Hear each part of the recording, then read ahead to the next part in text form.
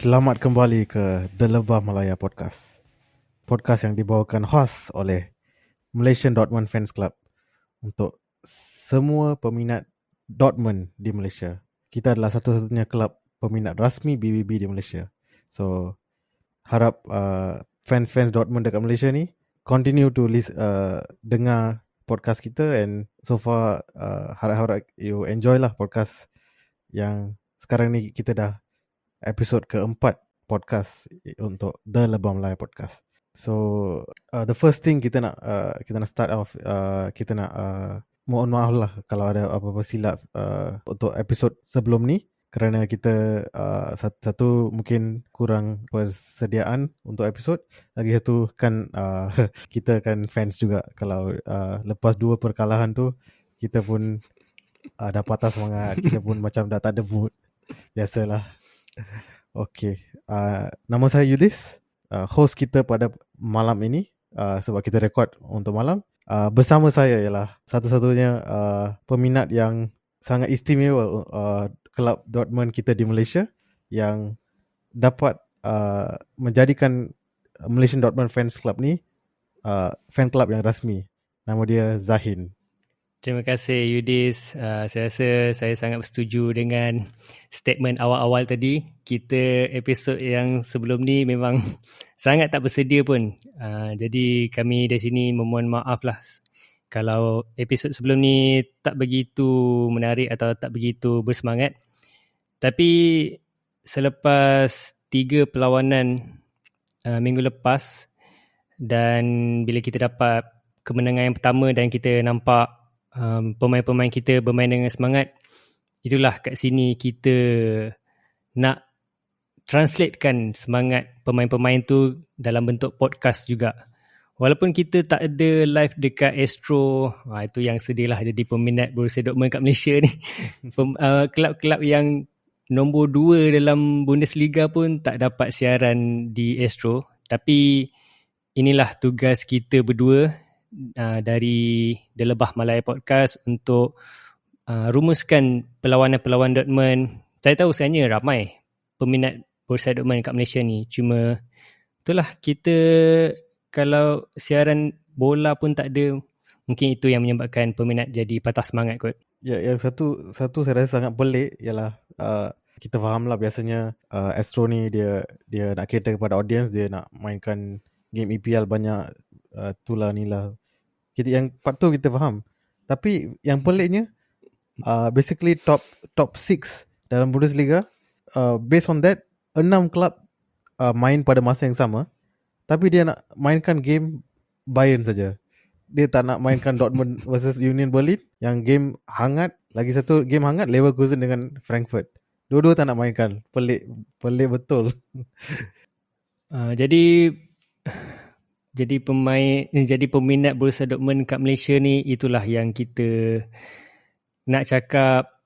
Tak suka tu terlalu harsh sangat kot, terlalu kasar sangat. Tapi jadi peminat Borussia Dortmund kat Malaysia ni memang itulah, kita kena bertabah dengan keputusan Liga yang tak berapa memberangsangkan. Lepas tu kita ada siaran yang kejap ada kejap tak ada. Itu yang tak best tu.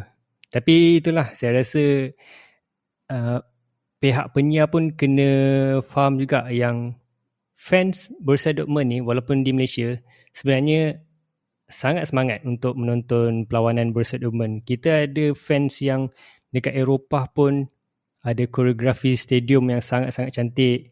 Memang kalau kita tak siarkan kat TV tu memang sangat miss opportunity lah. Betul kan Yudis? Betul. Lagi satu tu, selalu stadium kita, walaupun stadium kalau home game selalu sold out. Kalau away section sold out. Dekat home I think 80, kalau tak silap 81,365 tempat duduk. Zahid ingat Yes, kalau sold out yang itulah nombor capacity kita. So itu dalam stadium. Nak ada on top of that, fans all over the world macam kita lah. So itulah, tak boleh nak cakap apa kan. Kita just nak harap next game kita dapat siaran penuh lah untuk game kita. Okay, so mari kita pergi ke topik pertama kita. Sebelum tu, saya nak tanya,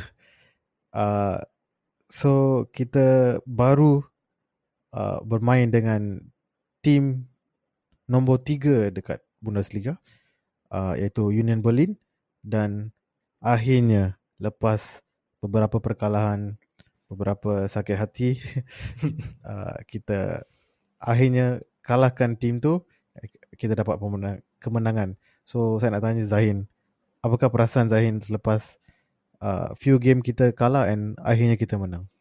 Saya rasa kalau kita tanya semua peminat-peminat Borussia Dortmund kat mana-mana lah dekat satu dunia pun, diorang akan rasa lebih kepada lega berbanding seronok, sebab saya rasa kita ada persiapan 2 minggu semasa international break itu. Kita ada persediaan yang sangat panjang untuk berdepan dengan Der Klassiker. Lepas tu kita ada jadual menentang RB Leipzig. Jadi 2 minggu tu kita ada kita punya expectation sendiri, di mana kita rasakan kita boleh mendapat kemenangan yang straight, 3 kemenangan dalam 1 minggu ni. Tapi kita punya jangkaan atau expectation memang jauh melalut lah, senang cerita. Walaupun kita ada pemain-pemain yang sudah cedera tapi kembali, contoh macam Marco Reus, Julian Brandt, semua tu memang pemain utama yang dah datang kembali selepas kecederaan, dan expectation kita masa tu sangat tinggi sebab kita berdepan dengan Der Klassiker. Yang saya cakap tadi tu, bila kita rasa lega tu sebab saya rasa itu je expectation yang boleh saya bagi. Sebab yelah, kita dah dapat 2 kekalahan tu, sebenarnya memang sangat bitter pun bila kita tengok perlawanan. Memang lagi teruk kalau kita tengok, kita tunggu total 180 minit, kita tengok pemain-pemain kita main dengan teruk dan senang cerita sampah lah, senang cerita. Memang sangat harsh saya cakap. Tapi itulah realiti, kita dah tunggu 2 minggu.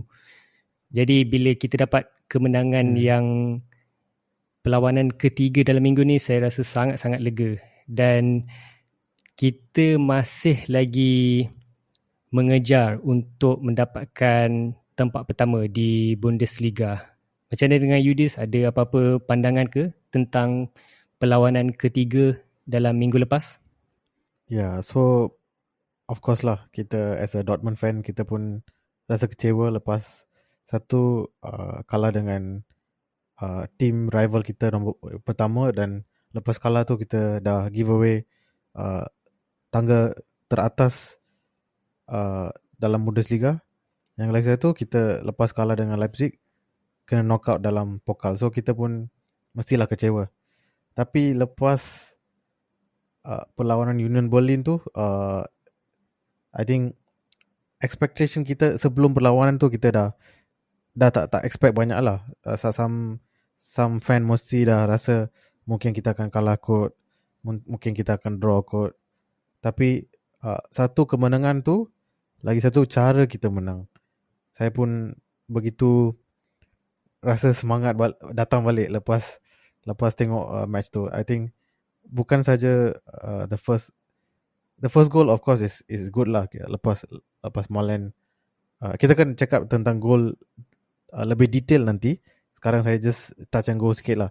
Lepas Malen score dalam minit awal-awal game, iaitu minit ke 28 saya rasa. Then so lepas dalam first half kita dah rasa slowly semangat build up. Cara permainan kita sangat intensif. Walaupun Union pun dia really pressing kind of club, cara dia main sangat press, and betul-betul dia pun selalu bersemangat. Dan walaupun kita last time kita meet dia kita kalah, kita still tak endahkan benda-benda tu. Kita still focus on our game. Lepas first half, lepas second half, dalam second half kita dibolosi. Walaupun dibolosi, Edin Terzic masukkan sub, and of course we know what happened. our favorite player, one of our favorite player is they score balik. And yeah, so I think as a summary, I think kita dah boleh rasa balik semangat Dortmund kita dalam game ni.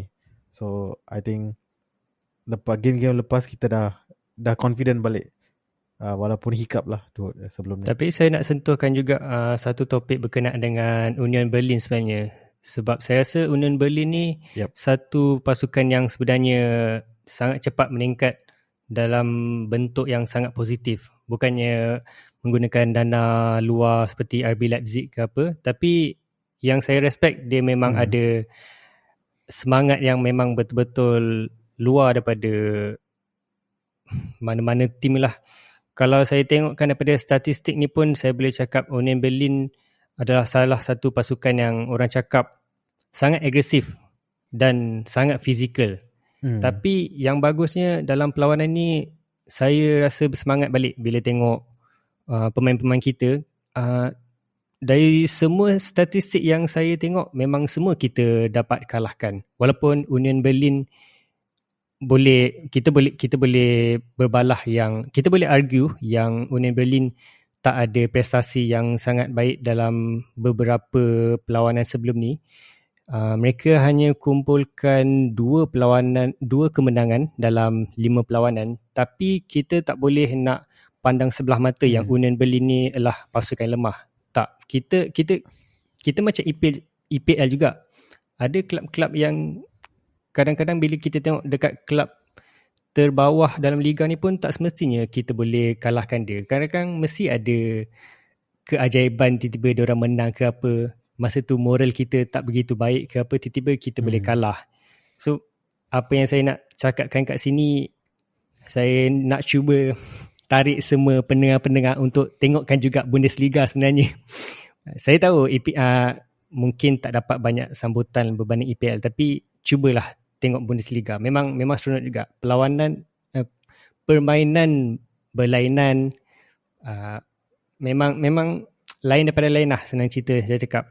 Jadi yang Union Berlin ni, macam saya cakap tadi, pasukan yang agresif dan berfizikal, tapi memang saya rasa sangat seronok tengok kita dapat menang dalam game ni. Ya, betul lah apa Zahin cakap tadi. And then balik pada like kita compare macam apa Bundesliga ke EPL ke, sama macam EPL juga. Kita ada, sebab kita ada league, kita ada cup game, and sebab yang tu ada extra variable lah. Sebab kalau kita tengok, kalau kita ada permainan league saja, kita boleh cakap lah, this team ada winning streak, dia next game surely dia akan menang, itulah ni lah. Tapi kalau ada cup game in between two league games, then kita susah nak predict. Sebab kadang-kadang dalam cup game, example lah, saya tuntut dalam tim lain, macam Frankfurt, dia betul-betul main full force dalam cup game and dia menang. Tapi bila datang pada league, dia kena hadap tim yang agresif macam Leverkusen, end up dia kalah juga. So macam tu lah, susah kita nak predict dalam football lah as a general lah. So sebab tu lah kita itu satu dengan kita semangat tim kita yang masih ada dengan Terzic, still a very good coach. Kita tidak boleh pandang rendah pada dia. Untuk dengan semua ni kita dapat datang balik lah kepada kemenangan. Okay, saya nak sentuh pasal barisan pemain kita. Apakah opinion Zain? Nombor 1, tim yang kita line up dalam game dengan Union tu, adakah sama dengan ekspektasi Zain? And second tu, opinion lah dalam as a whole. Saya akan senaraikan pemain-pemain kita lah. Sekarang ni kita ada Gregor Kobel, macam biasalah, kita punya penjaga gol. Kita main 4 di bahagian pertahanan, di mana Guerrero di bahagian kiri dan Riazon di bahagian kanan. Hummels dengan Niklas Zule di bahagian pertengahan tengah. Kita ada pemain tengah di mana ada Yami, Julian Brand, Emre Can, Bellingham dan Malen, macam biasa 5 tengah. Dan kita ada seorang penyerang tengah iaitu Sebastian Haller. Kalau apa pendapat saya yang saya tengok ni, saya rasa Edin Terzic perlu utamakan skuad-skuad yang sangat-sangat laju, sangat-sangat berstamina tinggi. Contoh macam kalau saya tengok dalam perlawanan ni, Adeyemi memang sangat-sangat menyelah. Sebab dia ada kelajuan dia yang dia boleh ubah rentak. Saya nampak dia banyak kontrol bola di bahagian kiri tak silap saya, tapi di bahagian depan lah. Tapi dalam masa yang sama dia tetap rajin juga untuk turun ke bawah. Kalau nak dibandingkan dengan perlawanan sebelum-sebelum ni, saya nampak yang Edin Terzic ni banyak gunakan fizikal untuk kononnya berkompet dengan Bayern Munich, yang memang Bayern Munich pun memang ada fizikal. Tapi saya rasa kalau Edin Terzic gunakan pemain-pemain yang laju macam Union Berlin ni, saya rasa mungkin peluang nak menang tu lagi tinggi lah, dan kita rasa semangat sikit nak main. Yang pendapat saya ni, saya rasa Guerrero pun memang memainkan peranan yang tinggi dalam ni. Walaupun dia tak berapa laju ke apa, tapi nanti yang ni kita akan rumuskan lagi lah dalam detail lagi. Tapi pendapat saya rasa apa yang Edin Terzic nak masukkan skuad-skuad dalam perlawanan ni ialah dia fokuskan agility atau kelajuan yang sangat tinggi. Ya. Itulah, itu pun saya pun boleh tengok benda yang sama lah. Satu kelajuan dengan adanya play macam Malen, dengan adanya Adeyemi dah boleh main. So dia boleh ada option lah untuk game ni, dia letak pemain yang laju. Lagi satu, of course lah, dengan injury setengah pemain kita macam Slotterbeck terpaksa mainkan Hummels. So still dia player experience and overall selection yang bagus, formation yang berkesan. Lepas tu kita boleh nampak jugalah yang kalau Niklas Zule ni memang sebenarnya tunggak kita punya pertahanan. Walaupun nama dia tak naik sangat ke apa, tak naik berbanding Nico Schlotterbeck, tapi dalam perlawanan di mana Nico Schlotterbeck tak ada, walaupun orang tak cakap Niklas Zule, oh baik, Niklas Zule buat defending yang mantap. Tapi kalau siapa yang tengok betul-betul perlawanan dia ni kira macam orang kata underrated. Yes. Underrated defender lah pendapat saya. Tapi mungkin sebab kita berdua ada bias terhadap Borussia Dortmund. Tapi kalau untuk sesiapa yang tak dapat nak tengok perlawanan Dortmund sebelum ni pun, saya boleh cakap dari mata saya sendiri, Niklas Zule ni sebenarnya banyak juga buat pertahanan yang menarik. Tak kisahlah orang nak cakap dia lembab ke atau badan dia besar ke apa. Tapi dalam masa-masa yang genting, saya lagi percaya Niklas Zule berbanding Mats Hummels. Ini opinion yang sangat berbahaya saya nak cakap ni, tapi itu pendapat saya sendirilah. Orang masing-masing ada pendapat dia. Tapi bagi saya Niklas Zule pun patut diberikan kredit yang tinggi jugalah.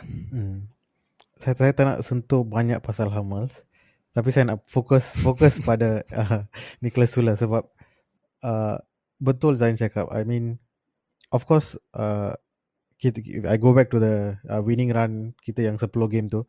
Takkan boleh kita dapat winning run yang untuk 10 game untuk dengan satu defender saja yang excellent.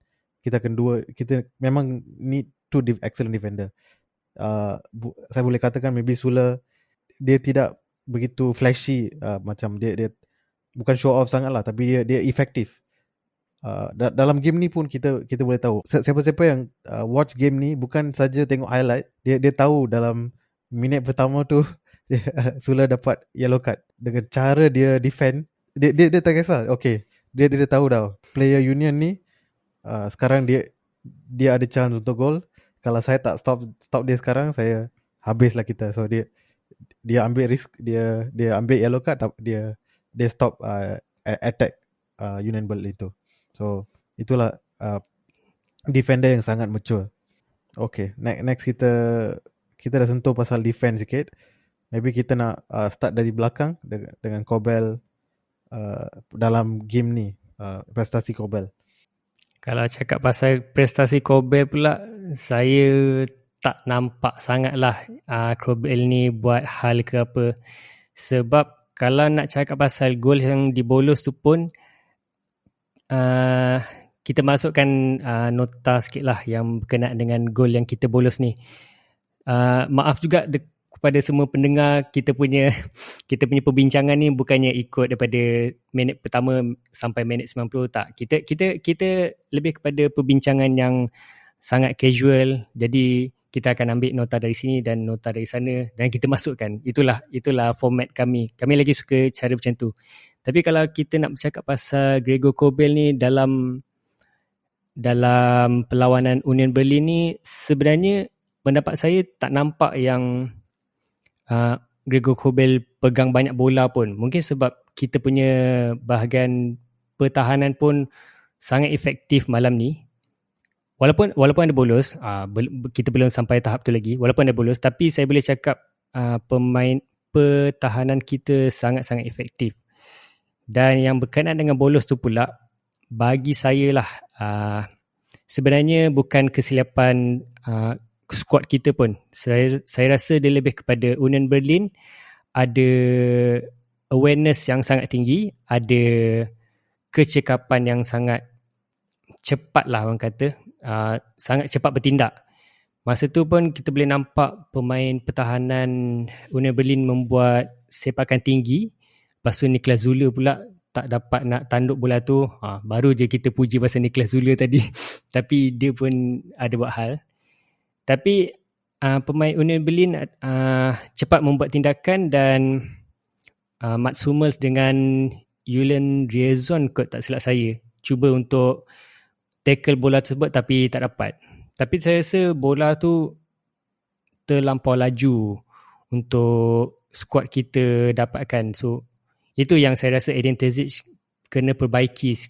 Sebab apa yang saya nampak daripada perlawanan sebelum-sebelum ni, Borussia Dortmund ni adalah kelab yang senang kena bolos kalau bola tu terlampau laju. Maksud saya kalau kita kena counter attack ke apa, senang cerita memang kita tak ada peluang langsung. Kita senang kena bolos kalau build up daripada opponent tu terlampau pendek. Saya setuju. Like a goal dalam Union pun, game dengan Union pun kita dibolosi sebab counter attack lah basically. Itulah. Walaupun no matter how strong defense kita, yang penting ialah they call it track back lah. Kita kena pandai manage posisi player kita, berapa laju kita pergi, point bila kita nak track back. So benda-benda kecil ni akan jadi penentulah walau gol kita dibolos sikit ataupun kita boleh selamatkan gol tu. Okay, next kita pergi ke player pertahanan yang lain kita. Overall, kita dah sentuh pasal Sula.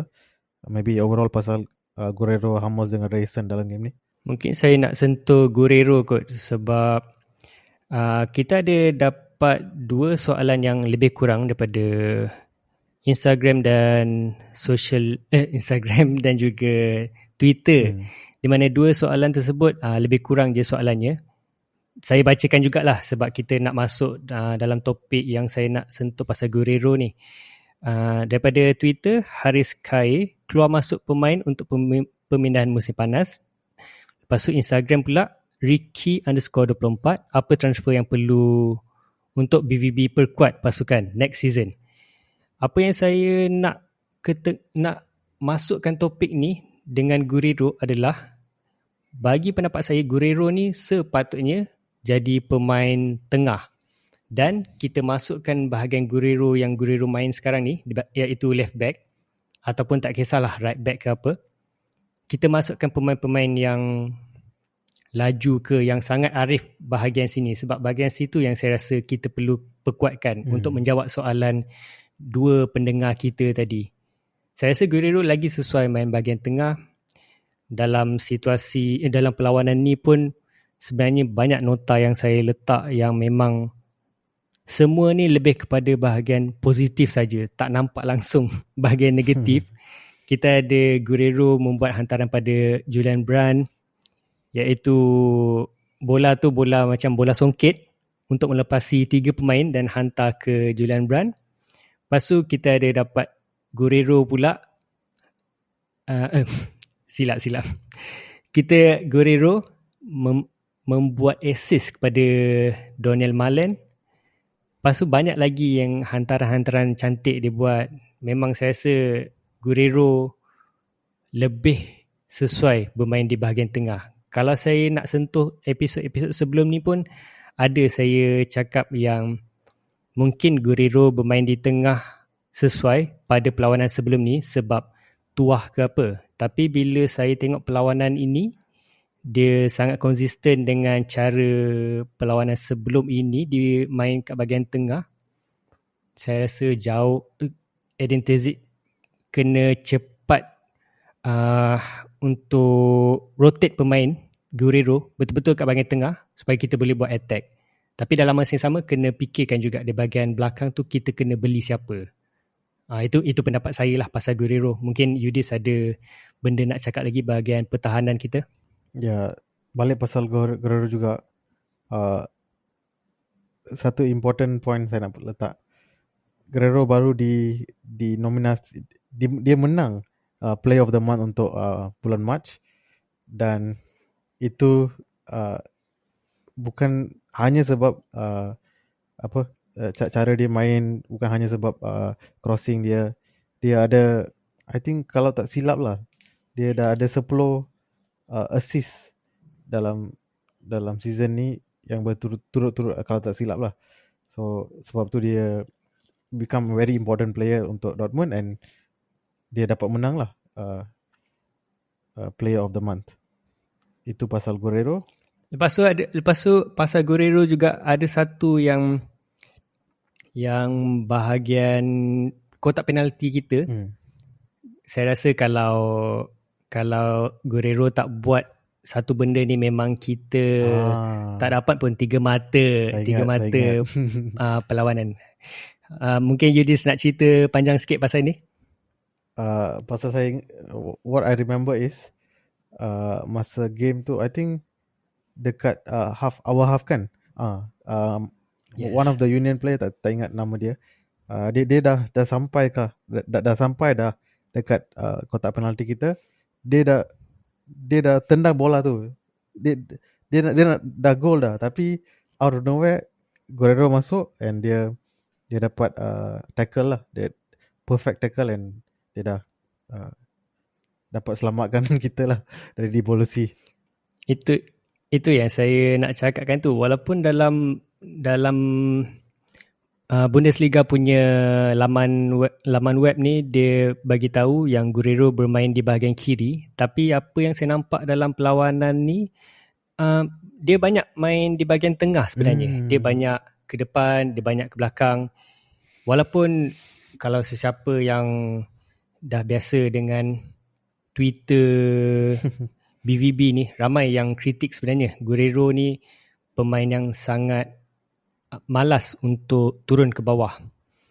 Walaupun dia seorang pertahanan di bahagian kiri, memang ketara juga sebenarnya apa yang orang kritik tu memang sangat valid lah sebenarnya. Dia memang jenis malas nak turun bawah. Tapi bila dia main bahagian tengah pula, saya rasa macam something pula, macam ada aura yang membuatkan dia rasa nak naik atau dia nak turun ke bawah. Saya rasa kalau Edin Terzic nampak dua perlawanan yang Guerrero main kat bahagian tengah ni dan berkesan, saya rasa kalau Edin Terzic guna Guerrero kat bahagian tengah, saya rasa kita sakit baki perlawanan ni tak ada masalah lah untuk dapat full 3 point. Dan sekarang kita mengharapkan Bayern untuk kalah je. Itu je sebenarnya. Kalau tak, kita dah boleh menang dah. Okay, balik pada soalan fan kita tadi. Uh, so apakah jawapan kita? Apa transfer yang BB perlu untuk perkuatkan lagi pasukan kita? Kalau saya lah, saya sebenarnya sejujurnya, saya baru nak tengok perlawanan-perlawanan Bundesliga. Jadi saya tak boleh nak bagi jawapan secara terus terang. Saya boleh bagi jawapan dari segi posisi pemain, iaitu macam yang saya cakap tadi tu, saya nak transfer di mana Edin Terzic perlu kuatkan di bahagian pertahanan kita, iaitu left back atau right back. Sebab kadang-kadang kalau kita tengok Marius Wolf ke atau Julian Riazon pun, ada beberapa permainan yang kita nampak mereka berdua tak berapa konsisten, dan memang dah jadi satu kritikan daripada peminat-peminat yang mengatakan Marius Wolf tak membuat impak bila berdepan dengan pasukan besar-besar macam Bayern hari tu. Saya rasa kita tak boleh nak salahkan Marius Wolf lah dalam situasi macam tu, sebab sebenarnya satu pasukan time tu yang tak berapa nak menyelah. Mungkin orang terlalu pandang sangat negatif.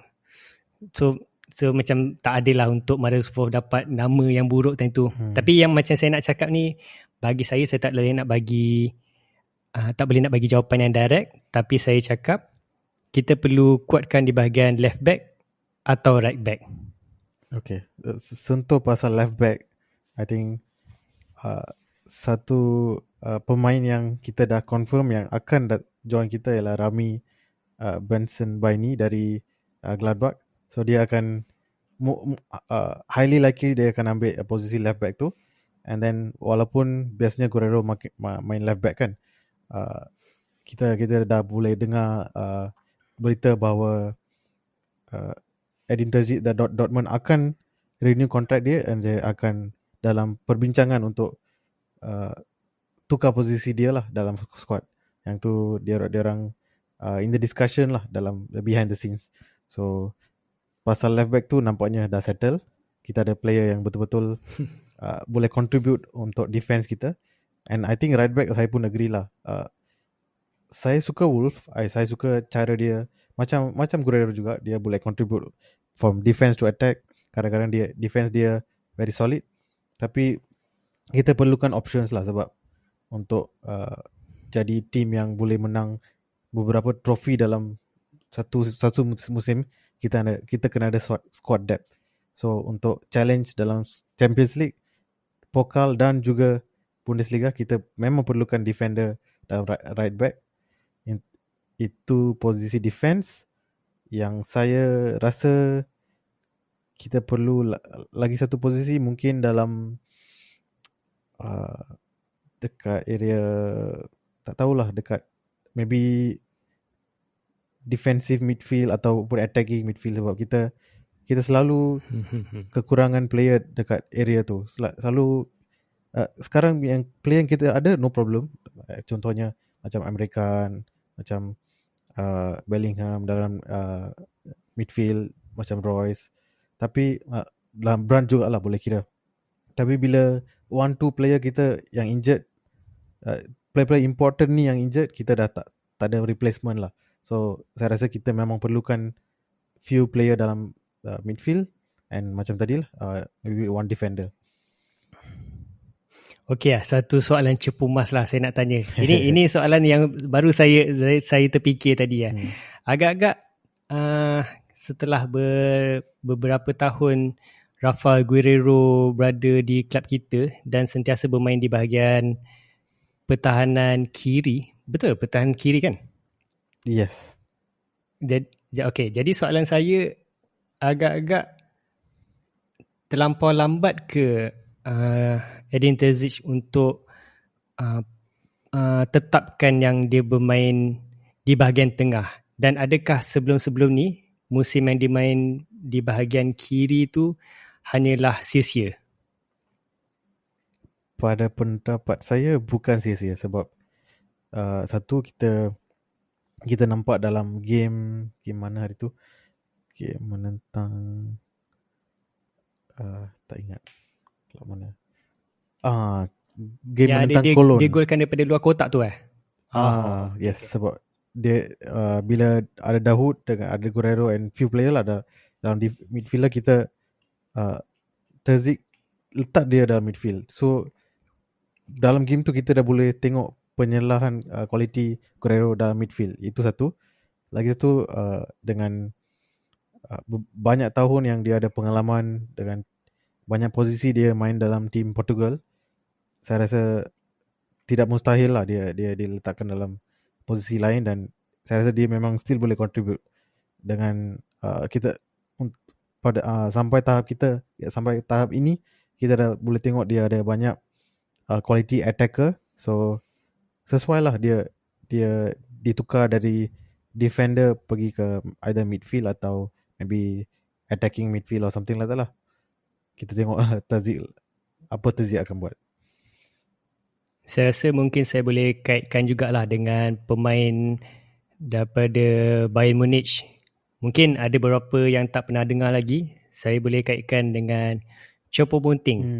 Bukan daripada segi posisi atau cara permainan, tapi saya nak tekankan dari segi, apa orang kata kalau dalam bahasa Malaysia ni, kalau dalam bahasa Inggeris ni orang kata late bloomer, atau dia bila dah lama-lama baru dia rasa dia dapat dia punya seri prestasi tersebut. Mungkin saya boleh kaitkan dengan Lewandowski juga kot, yang bila dia dah tua, orang kata macam fine wine, age like fine wine, bila dah tua lagi berbisa. Saya rasa mungkin itu yang kita boleh harapkan kat Guerrero kot. Bila dia dah dapat pengalaman yang banyak tu, tiba-tiba makin lama dialah orang yang paling kita nak turunkan setiap masa. Tapi dalam masa yang sama kita perlu tengok juga yang kontrak dia tu, macam Yudis cakap tadi, dia dibarukan ke macam mana? Itu saya terlepas. Itu belum lagi. Itu yang dalam press conference yang dikonfirm oleh Terzic, diorang dalam perbincangan lah, boleh dikatakan hampir confirm yang confirm dia akan dia extend, dan detail lain dia takkan the wording yang dia guna won't be in front of the mic. It'll be something like behind the scene lah. Dia orang akan discuss dengan Guerrero apakah posisi yang terbaik untuk Dortmund. Tapi hampir confirm lah. Okay lah. Kalau macam tu, apa kata kita berubah ke topik seterusnya. Tadi kita dengar Yudis di bahagian host, sekarang tiba-tiba saya pula yang ambil alih. kita dah cover bahagian pertahanan. Saya rasa mungkin saya nak sentuh mungkin sentuh pasal Sebastian Haller kot, sebab saya rasa ini dah jadi kritikan peminat-peminat dekat Twitter, atau tak kisahlah kat mana-mana pun, yang kita nampak Haller ni dah tak memberi sumbangan pun. Saya ada berbelah bagilah sebenarnya berkenaan dengan pendapat beberapa orang, sebab ada orang cakap memang saya setuju, tapi dalam masa sama kita kena faham juga situasi dia. Atau mungkin saya nak dengar juga daripada Yudis kalau ada pendapat ke pasal Sebastian Haller. Untuk saya, I think saya tak tengok, saya tak tengok how to say. Saya tak endah prestasi sangat. Saya tak endah sangat pasal game-game yang 2-3 game ni yang Haller mungkin dia contribute sikit tapi tak cukup, orang boleh kata lah. Tapi saya tengok game yang sebelum tu, dah dari point yang dia baru nak fit untuk masuk tim pertama, dan dia betul-betul confident, and saya rasa dia dapat contribute lebih banyak dari Modest.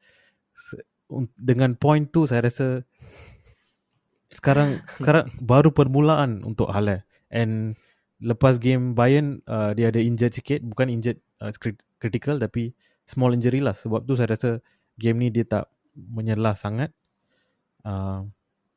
So kita bagi chance. I think lepas ni kita akan tengok lebih banyak dari Haller, and balik pasal game Union Berlin ni, kita still boleh nampak banyak he really work hard untuk cuba score goal. And saya pun ingat lagi satu peluang yang betul-betul excellent, yang I think bola datang dari Guerrero atau Royce, dari Guerrero. Then dia tanduk terus ke keeper. Tu dah hampir gol dah. So I think kita still dia ada banyak peluang lagi lah untuk score and boleh untuk contribute for the team.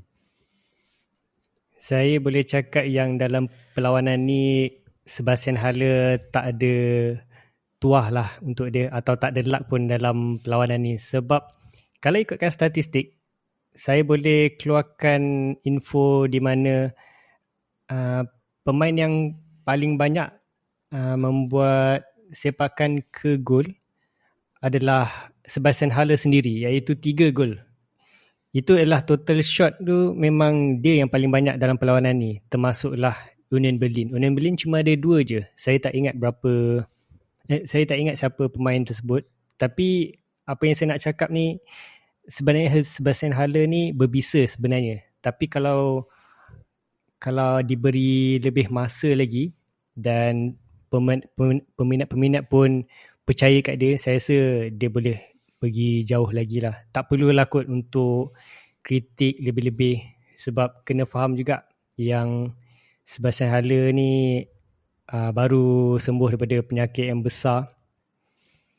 Memang kita boleh cakap yang kita boleh kritik yang dia tak fit, dia cepat hilang stamina, tapi kita kena faham yang Haller ni, kita kena faham yang dalam posisi striker ni atau posisi pemain depan ni, kita tak semestinya kena ada stamina yang banyak. Kita kena ada insting, killer insting, di mana dia ada position yang baik, dia kena ada finishing yang baik. Jadi yang saya nak puji bahagian Sebastian Haller ni sebenarnya, apa pendapat saya lah, dia punya positioning dia sebenarnya bagus. Dia punya vision dia sebenarnya sangat bagus. Dan fizikal dia sangat bagus. Cuma dia tak ada peluang je dalam perlawanan ni. Ya, pasal insting tu, I think first thing as a number 9 lah, apa yang player yang datang pada minda saya balik pada example macam yang Zain sentuh tadi lah, Choupo-Moting dengan Lewandowski jugalah. Cara dia main sama jugalah. Dia walaupun number 9 and insting dia betul-betul tinggi. On top of that, dia still boleh contribute in terms of assist. Banyak benda dia boleh buat lah. Sebab tu Edin Terzic still mainkan dia, and dia always jadi part of the starting lineup lah. I think panjang boleh kita boleh ya. Kalau nak sentuh pasal Edin Terzic tadi pun, saya rasa ada bagusnya jugalah dia keluarkan Haller. Bukan saya nak cakap Haller tu kena keluarkan, tapi sekurang-kurangnya sebab Edin Terzic ni pandai jugalah untuk tukar pemain, dan pemain tersebut memberi impak serta-merta. Apa yang saya nak cakap kat sini ni, pada minit ke 74 biasanya Edin Terzic buat pertukaran dari dalam minit 60 tau, tapi tiba-tiba yang Union Berlin punya perlawanan ni dia mula minit ke 70. Agak rare kat situ, agak pelik sikit, tapi nasib baik membawa impak. Impak yang saya nak cakap tu iaitu Youssoufa Moukoko menjaringkan gol seawal 5 minit selepas membuat pertukaran. Bukan saya nak merendahkan Haller, tapi sebenarnya saya nak puji Edin Terzic sebenarnya. Yang Edin Terzic ada cakap dekat Youssoufa Moukoko yang dia percaya Moukoko boleh boleh tukar rentak perlawanan. At least saya nak bagi kredit pada Edin Terzic jugalah sebenarnya, sebab dalam beberapa perlawanan ni pun sebenarnya orang dah terus kritik Edin Terzic tak boleh jadi coach lah apalah. Itu saya tak nak dengar sebenarnya. Sebab kita masih ada lagi beberapa saki-baki perlawanan. Bukannya nak cakap Edin Terzic ni tak bagus ke apa. Tapi even kita ada coach-coach macam Marco Rose ke sebelum ni, kita ada Thomas Tuchel pun sebelum ni, kita tetap tak menang. Itu yang peliknya lah. Saya bukannya nak salahkan peminat jugalah, tapi saya faham lah diorang ada pendapat sendiri.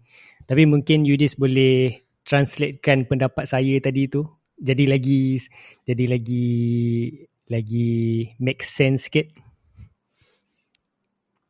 Yeah, I think pasal Terzic kan, I think overall biasalah, and no matter what coach pun dia ada selalu ada ups and downs. Dia cakap ada benda yang baik, benda yang tak baik sangat lah. So dia still ada banyak pengalaman, lagi satu dia tengah belajar lagi. So we will say learn from mistake lah. Pasal game-game yang dah habis tu dah habis lah, tapi still dia ada banyak quality untuk ada clarity untuk letakkan player macam Moukoko pada minit ke 70 lebih, dan kita dapat hasilkan goal dari situ. And lagi satu important point yang saya dengar masa interview dengan Moukoko cakap sebelum game tu, sebelum game tau, Edin Terzic dah cakap dekat Moukoko, you will be the deciding factor dalam game ni. Dia dah cakap. So dia dah plan dah sebelum game dah start. So dia dah tahu yang Moukoko boleh jadi power sub. Dia letakkan, dia bagi semangat pada Moukoko, dia letakkan Moukoko, terus Moukoko score. Then lepas masa goal celebration pun you boleh tengok Moukoko tak terus celebrate. Dia terus lari pada Edin Terzic sebab dia nak berterima kasih lah. Itu yang saya agak kelakar lah juga. Kebiasaannya kan, Moukoko ni saya faham dia pemain yang muda. Setiap kali kalau dia dapat gol, dia jenis yang overexcited untuk celebrate tau. Jenis yang overhype. Yalah, saya faham lah, memang kalau dapat gol tu memang satu perasaan yang sangat seronok. Tapi dalam perlawanan ni agak terkejut, dia terus lari ke Edin Terzic. Macam Yudis cakap tadi, Edin Terzic dah percaya dekat Moukoko yang dia boleh mengubah rentak perlawanan kan. Itu yang saya rasa Edin Terzic pun perlu dibagi kredit. Youssoufa Moukoko pun lagi perlu diberikan kredit. So, sejujurnya saya sebelum ni bukannya peminat Moukoko pun, sebab saya rasa dia ada dia punya masalah bila di depan gol. Tapi lama-lama saya makin yakin kat dia. Bagi saya tak ada masalah pun bila saya tak suka pemain tu. Bukan nak cakap saya tak suka lah. Saya tak berapa gemar pemain tu, tapi pemain tersebut membuat perubahan yang serta-merta yang membuatkan saya punya pendapat tu tak valid pun. Saya lagi prefer macam tu. At least kita suka pemain kita berubah untuk yang jadi yang baik. Sebab kita pun nak tengok pemain kita berubah jadi positif, dan at least kita menang Bundesliga atau apa-apa trofi pun lah sebenarnya. Dan saya perlu bagi kredit juga dekat Yudis kot, sebab apa yang saya bercakap ni sebenarnya sangat panjang, macam melalut sangat. Tapi terima kasih kat Yudis sebab tolong rumuskan dengan lagi clear apa pendapat saya yang saya bagi tahu tadi. Tak adalah. And okay, then pasal tadi Zahin cakap kan, pasal player yang saya boleh katakan tukar pendapat kita. Untuk saya at the moment, player yang I think 2 player lah dari kita boleh tengok dari starting of the season sampai sekarang yang ramai dah tukar pendapat pada diorang, ialah yang impact dalam game ni adalah Adeyemi dengan Malen. Mungkin kita nak sentuh pasal dua-dua player ni. Kalau nak cakap pasal Donyell Malen, Tapi mana topik lagi best lah nak kita bercakap, sebab saya rasa dua-dua ada topik hangat lah sebenarnya. Maybe- Mungkin saya cakap pasal Adeyemi dululah. Boleh. Tak kisah. Boleh lah. Saya cakap pasal Adeyemi dululah. Saya rasa banyak nota-nota yang saya dah tulis yang saya nampak improvement atau kebaikan yang Adeyemi bawa sebenarnya dalam perlawanan ni. Sebenarnya selepas perlawanan Chelsea kot sebenarnya yang saya nampak perubahan ketara. Adeyemi ni seorang pemain muda yang makin matang membuat keputusan, semakin yakin pegang bola. Ada beberapa situasi yang dia cuba untuk gelecek 3 pemain Union Berlin, tapi malangnya kena tackle tapi tak dapat foul pula. Itu pun salah satu situasi yang pengadil membuat keputusan yang tak betul pun. Sepanjang ni memang pengadil pun dia mutu pengadilan dia memang boleh dipersoalkan lah. Tapi kita fokus pada Adeyemi. Adeyemi memang banyak sebenarnya saya nak puji lepas Union Berlin ni. Bukan nak kata dia ada tuah ke apa, tak semestinya. Saya nampak dia jenis yang lain lah, senang cerita, daripada awal-awal season itu. Awal-awal season pun dah ramai orang bagi expectation yang tinggi, jangkaan yang sangat tinggi. Itu kita faham lah kan, sebab kita pun mesti nak squad kita kuat-kuat kan. Tapi bila lepas pre-season tu dia tak menyelah sangat, orang dah start tak percaya pada dia. Tapi baru-baru ni dia dah menyelah tu, saya rasa saya sangat puas hati. Saya sangat-sangat suka, dan dia punya kecederaan pun tak mengganggu prestasi dia yang baru-baru ni. So respect to you Adeyemi. Hopefully we can see you in another match, and hopefully we can see you lifting the trophy in this season. Ya, tu yang saya pun nampak macam overall lah. Lepas game Chelsea yang dia dapat score the only goal dalam game tu, dia semangat dia memang betul-betul tinggi lah. Sekarang pun dia dalam game ni pun dia betul-betul tak give up. Dia bertungkus lumus untuk nak score goal, tapi malangnya tak dapat score. Tapi itulah dia harap-harap untuk next game dia boleh contribute banyak lagi. So pasal At least dia jenis yang ni tau. Dia, apa yang saya nampak juga, dia jenis yang rajin juga buat pressing di kotak Union Berlin. Itu yang saya sangat puji lah. Jarang lah saya nak nampak penyerang sebenarnya buat pressing. Mungkin adalah beberapa yang membuat pressing yang sangat bahaya, tapi kebanyakan mesti tak berani nak ambil risiko sebab takut untuk hilang posisi tersebut dan senang-senang kena counter attack ke apa ke. Itu yang saya nampak itu yang saya nampak Adeyemi ni memang sangat rajin, dan ada sekali dia buat satu hantaran pada Emre Can di bahagian tengah, tapi bola tersebut terlepas. Kiranya macam Adeyemi ni membuat kesilapan lah kat bahagian yang sangat kritikal masa tu. Tapi Adeyemi cepat-cepat tebus balik kesilapan tersebut dengan turun ke bawah. Masa tu sebenarnya Union Berlin dah boleh buat counter attack yang sangat membahaya. Tapi respect pada Adeyemi, dia memang jenis yang tebus balik. Saya boleh argue yang kalau pemain-pemain lain mesti dia tak nak buat dah benda tu, di mana dia perlu track back balik ke apa kan.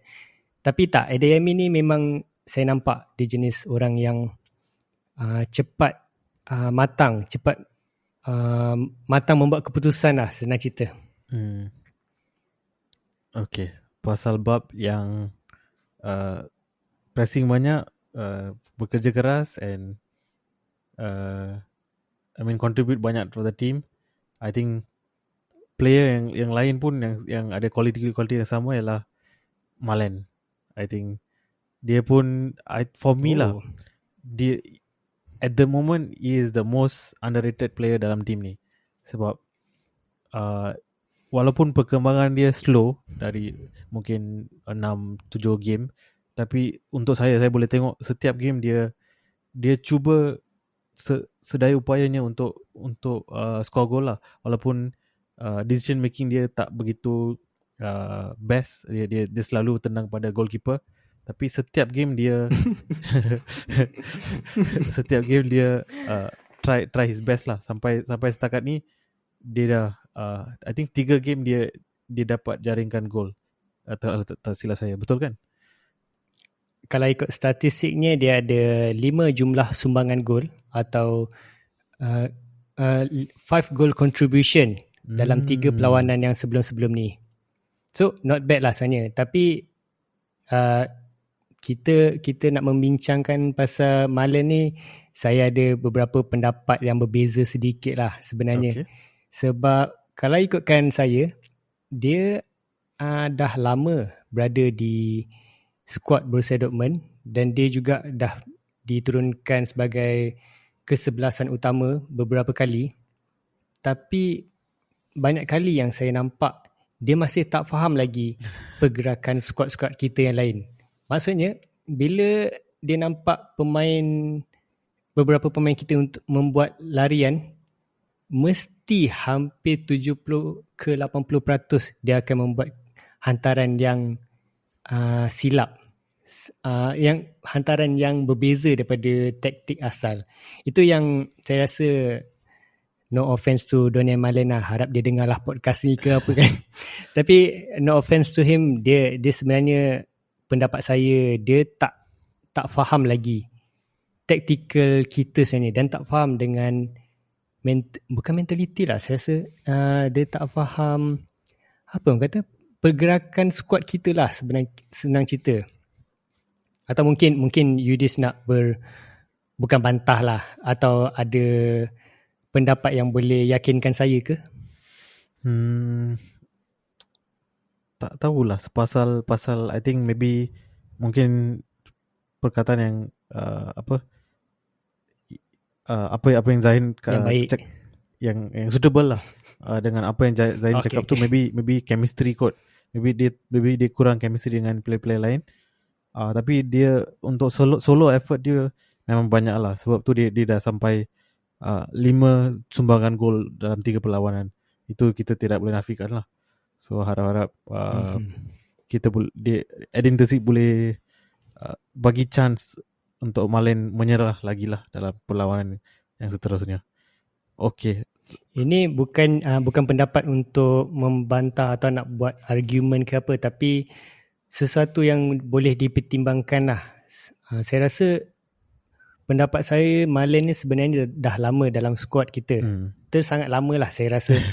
Tapi kalau dia masih tak faham lagi cara pemain kita bergerak, cara pemain kita membuat larian ke apa, saya rasa bukan nak turunkan dia daripada skuad, tapi Edin Terzic kena pandai, macam mana nak cakap Edin Terzic kena pandai apa yang boleh bantu untuk Marlon fahamkan skuad-skuad kita ni sebenarnya. Sebab saya masih tak puas hati sebenarnya.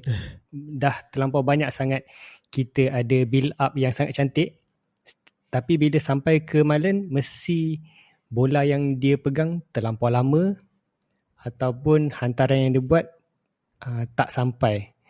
Kena ingat yang hantaran saya cakap ni bukannya hantaran yang susah-susah ke apa. Hantaran yang dibuat ni adalah hantaran yang sebenarnya mudah, tapi tak sampai juga. Itu yang sesuatu yang boleh kita dipertimbangkan, atau Edin Terzic fikirlah untuk skuad untuk perlawanan akan datang nanti.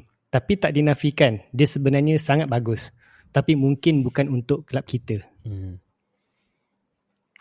Okay, so sebelum kita wrap up untuk game ni, I think saya nak sentuh satu lagi pemain yang sekarang saya rasa lah dia paling the most important player dalam squad ni. Untuk saya, Emre Can. Sebab satu leadership quality dia yang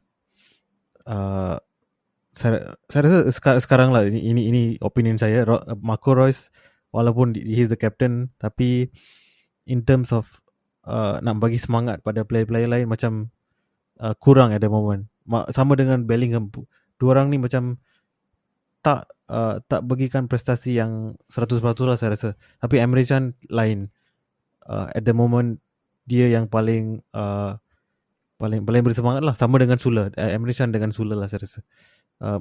Mungkin ada Itu adalah opinion yang sangat valid sebenarnya. Saya 100%, saya boleh cakap 200% lah setuju dengan apa yang Yudis cakap tadi. Saya rasa Emre Can ni sepatutnya jadi ketua pasukan.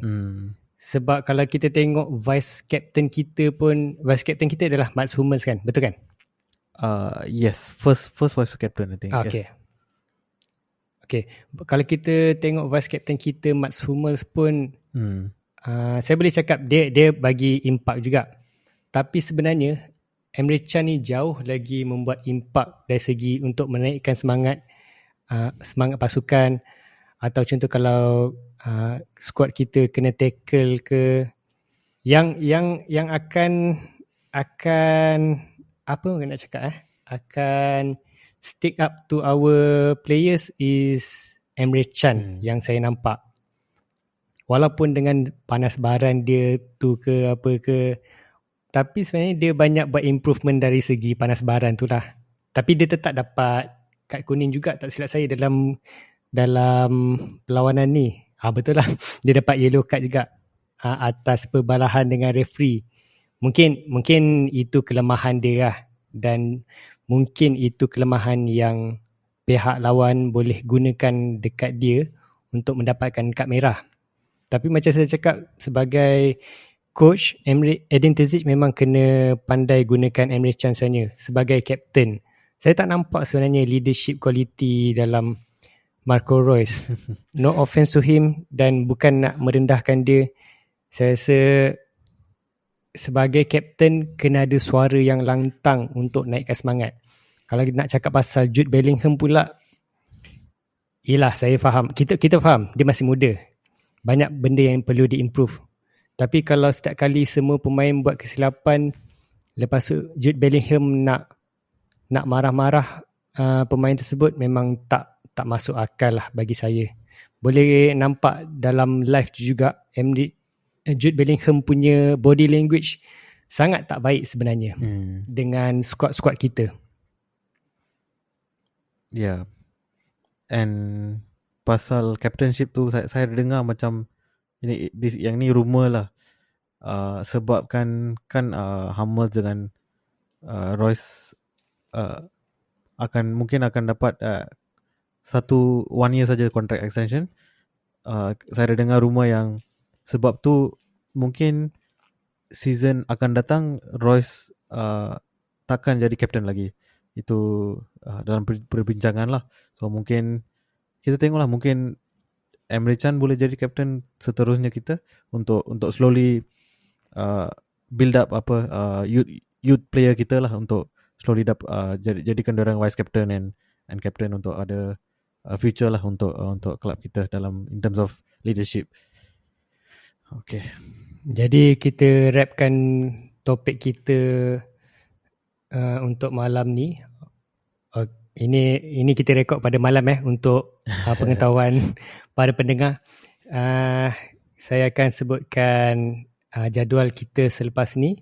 Selepas ni kita akan berdepan dengan VfB Stuttgart pada 15 April 9.30 malam waktu Malaysia. Ini adalah soalan yang seronok untuk ditanyakan. Memandangkan Yudis punya ramalan skor sebelum ni tepat, iaitu 2-1. Betul kan? 2-1 kan? Ramalan minggu lepas. Saya ramalkan 1-0. Oh, 1-0. Siapa yang betul lah? Oh, tak ada siapa. Zahid? Bukan saya cakap 3-1 ke? Tak ingat dah. Lebih kurang okay lah. Tapi goal difference 1-1 sajalah. So okay lah. Goal difference. Nice. At least kita bekerjasama lah kot. Okay lah. Ini ramalan untuk perlawanan seterusnya. Yudis, macam mana? Ada ramalan ke atau ada apa-apa pendapat ke yang nak dicakapkan pada perlawanan seterusnya? Okay, perlawanan seterusnya. Okay, sebab satu tu okay, saya nak sentuh pasal Stuttgart sikit lah. Satu tu Stuttgart dalam walaupun dia dalam bottom 3 dalam Bundesliga, tapi selalu ramai lupa yang tim-tim yang dekat bawah tu sebenarnya pada bila-bila masa saja dia boleh kalahkan mana-mana tim. Itu sebab dia dalam relegation battle. Dia tak nak disingkirkan dari Bundesliga, so dia akan buat apa-apa saja untuk janji dia dapat 3 poin ataupun sekurang-kurangnya 1 poin. So kita kena berhati-hati lawan Stuttgart. Ni saya ada statistik yang saya dah keluarkan. Dia punya prestasi pasukan pun sebelum ni memang sangat mantap sebenarnya. Itu kita tak boleh nak dinafikan lah. Dia ada 3 kemenangan daripada 5 perlawanan dan 2 saja kekalahan. Walaupun nampak macam banyak kalah ke apa, tapi sebenarnya macam Yudis cakap tadi, saya sangat setuju. Bila ada pasukan berada di tangga bawah ni, mentaliti diorang ni sebenarnya sangat-sangat lain. Mentaliti diorang memang nak lari daripada relegation battle dan diorang akan give 200% untuk dapatkan kemenangan. Jadi ini bukannya perlawanan yang kita boleh ambil remeh lah, senang cerita. Memang sekarang ni kita dah di berada hujung kerusi sekarang ni nak tengok kita dapat kemenangan, sebab Bayern Munich punya jadual pun pada pendapat saya sebenarnya senang untuk diorang dapat 3 mata penuh. Tinggal kita je untuk dapatkan tuah yang sangat tinggi untuk saki-baki perlawanan ni. Yeah, and pasal Stuttgart, and satu dia game lepas dia baru menang 3-2 pasal dengan Bochum, tim yang respectable lah. Bochum ni kadang-kadang dia kalahkan tim besar juga. So itu satu. Lagi satu, Stuttgart dalam pokal pun dia menang. So saya rasa dalam 2 games ni dia full of confidence. So kita tidak boleh rendah-rendah. Next, I think kita boleh terus pergi ke prediction lah. Apa prediction Zahin untuk game ni? Disebabkan kita bermain di tempat Stuttgart, saya rasa mentaliti pemain kita pun agak goyah sedikit. Sebab kita pun baru dapat 1 kemenangan. Saya rasa itu tetap apa orang nak cakap tetap membawa impak dekat pemain kita, sebab kita dah berdepan dengan dia Klasika. Jadi saya rasa kita tak akan dapat gol yang banyak dan kita akan dapat bolos juga sebenarnya. Saya nak predict yang kita dapat 2-1. 2 kemenangan, maksudnya 2 gol yang kita dapat dan 1 bolos. Saya pun nak kata 2-1, tapi sebab tim kita baru menang a good game, respectable game lah dengan Union. I think kita akan lagi bersemangat dan kita tak sabar-sabar nak menang the title. So mungkin 3-1 lah saya boleh predict. Itu skor yang agak orang kata masuk akal lah juga sebenarnya. Sebab kita tak tahu dalam bola. Kita boleh cuma bagi prediction saja. Kita boleh bagi pendapat dari segi mentaliti pemain sebelum-sebelum ni.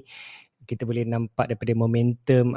Jadi bila kita bagi ramalan tu tak semestinya betul pun. Kita pun sekadar penganalisa yang amatur. Kita cuma daripada peminat dan translatekan minat tu dari segi podcast. Bukannya betul pun. So itulah bola sepak. Macam-macam boleh jadi.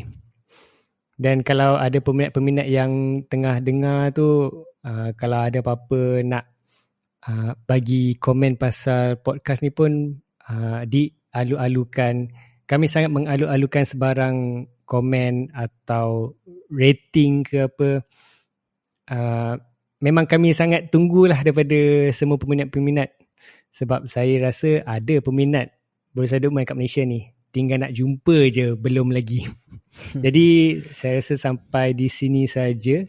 Saya bagi Yudis untuk ambil apa orang kata alamak, dah habis ujung-ujung ni dia jadi lain sikit tau. Saya biarkan Yudis ambil pentas untuk habiskan sesi podcast yang terbaru ni. So untuk episod 4 ni, lepas kan kita fan kita dah dengar tiga episod kita bercakap pasal Dortmund dan game Dortmund. So apa-apa komen boleh, para fans boleh drop a line, message kita dekat handle Twitter kita, Instagram, ataupun even komen dalam video pada YouTube pun boleh. So kita sangat apa orang kata, teruja nak dengar Alu-alukan. alu-alukan Oh, nak dengar komen, walaupun komen baik atau komen tidak baik, kita nak dengar juga criticism ataupun pendapat fan-fan Borussia Dortmund di Malaysia. So itu saja untuk episod nombor 4 kita pada hari ini.